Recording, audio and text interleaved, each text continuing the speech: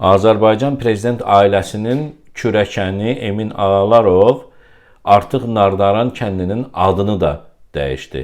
İllər öncədən kəndi Xəzər dənizinin sahil hissələrini zəbt etmiş Emin Ağalarov artıq Nardaranın adını da dəyişib, eləyib Sibiriz.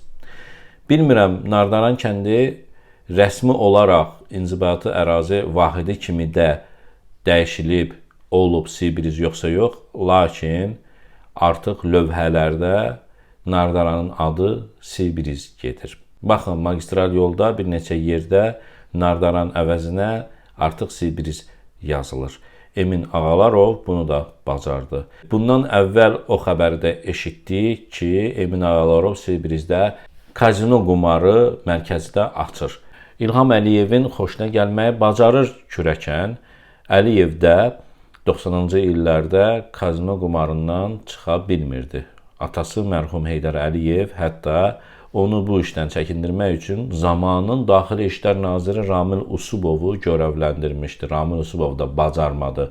Nəhayətində Heydər Əliyev 99-cu ildə sərəncam imzaladı və ölkə ərazisində kazinolara rəsmən qadağa qoydu. Buna baxmayaraq İlham Əliyevin kürəkəni Emin Ağalarov kazino qumarının açılışını elan edibdi. Deməli, Azərbaycan Respublikası Prezidentinin keçmiş kürəkəni, mən rəsmi xəbər oxuyuram sizə. Sibirizdə keçirilən görüşlər Nardaranda açmaq istədiyi kazinonun layihəsini xarici investorlara təqdim edibdi.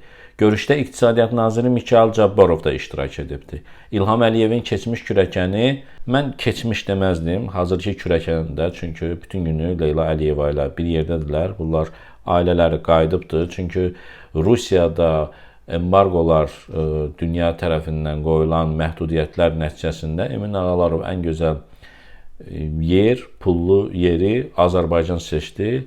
Həmçinin də istədi ki, İlham Əliyev əgər Rusiyada qarmaqarışıqlıq olarsa, arxasında dursun Emin Ağalarovun. Emin Ağalarovun, mən deyərdim ki, Sibirizdə özünün bəlkə də marağı çox azdır.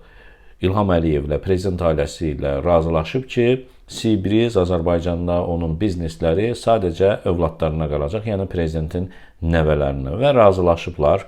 Əliyev də ona işıq yandırıb. Hətta Orta Asiyaya, rəsmi səfərlərə, başqa ölkələrin prezidentləri ilə görüşə İlham Əliyev Emin Ağalarov da aparır. Əlqərəz, qayıdaq kazino məsələsinə.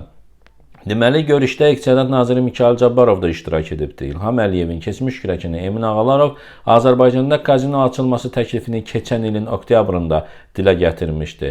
Dəyərli həmvətənlər, Nardaran cəmaatı dinə bağlı adamlardılar və onlar heç vaxt istəməzdilər ki, onların kəndlərində qumar kazinolar açılsın. Ona görə də elə illər öncə ora polis dəstələri yeridib və insanları öldürüb, hətta polislərin özlərini də öldürüb, nəticədə Nardaranlıların gözünü qırmışdılar ki, ənənəyə, dinə bağlı olan qaydalarınız ola bilməz. Azərbaycanın hər yerində polis rejimi olduğu kimi, burada da polis rejimi var.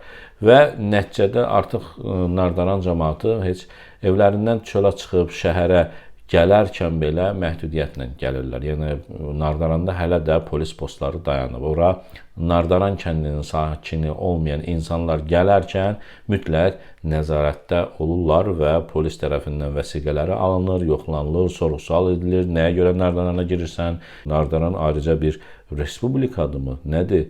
Həbsxanadırmı? Videolarımızı vaxtında izləmək istəyirsinizsə, YouTube kanalımıza abunə olun.